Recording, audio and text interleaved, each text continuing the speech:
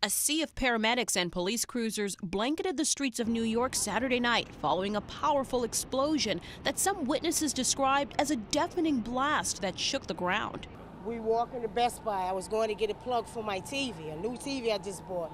I heard boom! We ain't know which way to go. We was saying, she grabbing me, I'm grabbing her. We ain't know what it was.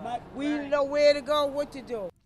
The explosion that reportedly originated from a dumpster in the Chelsea neighborhood rocked the area, even shattering the lower windows of a 14-story complex for the blind. Anxious bystanders were caught in the chaos.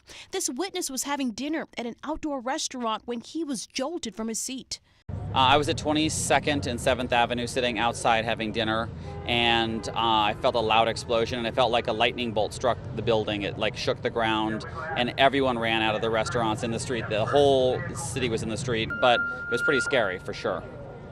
Authorities say while it's still early in the investigation, there's no specific and credible threat against the Big Apple, but that this is, quote, an intentional act, adding that law enforcement agencies like the FBI Joint Terrorism Task Force are chasing every lead.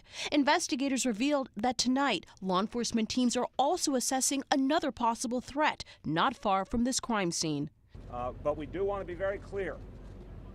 The early indications, the initial indications is this was an intentional act. We're going to have a lot more to say in the coming hours as we have more detailed analysis, but we believe at this point in time this was an intentional act. I also want to affirm that based on what we know at this hour, there is no specific connection to the incident in New Jersey. It is again too early to say anything definitive on those questions, but there's no specific evidence of a connection at this point.